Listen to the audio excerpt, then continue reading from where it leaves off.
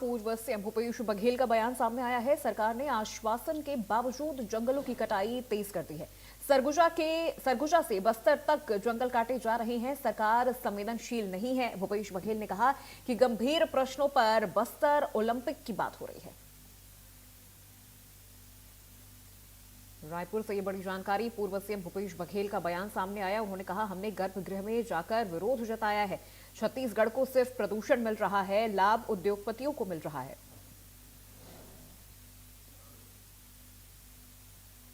पूर्व सीएम भूपेश बघेल ने सरकार पर जमकर कटाक्ष किया है।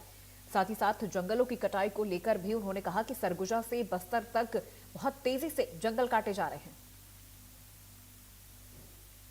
गंभीर प्रश्नों पर बस्तर ओलंपिक की बात हो रही है। दल के द्वारा आज विधानसभा में स्थगन प्रस्ताव लाया गया और जिसमें पूरे प्रदेश में विभिन्न अंचलों में जंगलों के बेतहाशा कटाई, फर्जी जनसुनवाई और इसको लेकर स्थगन लाया गया। चाहे रायगढ़ के तमनार की बात हो, वहाँ फर्जी जनसुनवाई के खिलाफ में लगातार वहाँ के लोग धरना प्रदर्शन कर रहे हैं। हसदेव में विधानसभा में अशासकीय संकल्प के द्वारा इसे प्रस्ताव पारित किया गया कि अब यहाँ कोई खदान नहीं खुलेगा। उसके बाद आरी डोंगरी में भी जिस प्रकार से गांव को उजाड़ा जा रहा है, जंगल काटा जा रहा है, बीजापुर में की स्थिति वही है। तो पूरे सरगुजा से लेके बस्तर तक, रायगढ़ और कांकेर सभी जगह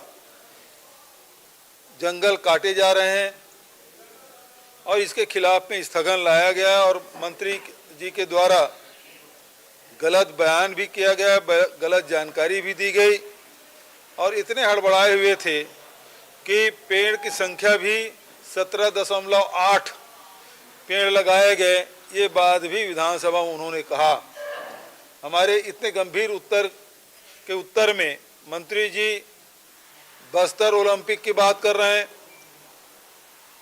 और यहाँ गुरु घासीदास अभ्यारण्य की बात कर रहे हैं। वो तो पहले से बना हुआ है और खेल कूद से जंगल कटाई क्या संबंध हो सकता है।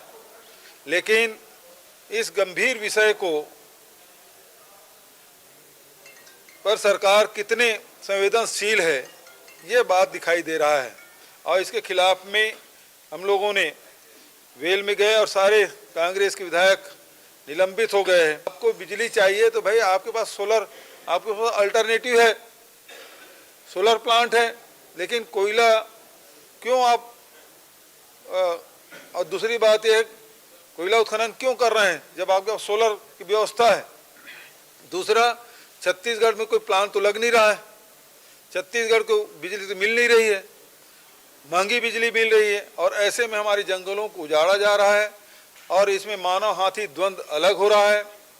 और ये बहुत बड़ी त्रासदी हमारे छत्तीसगढ़ के लिए बन गया है कि हमारे ज़मीन के अंदर में खनिज है और ये हमारे लिए परेशानी का कारण बना हुआ है।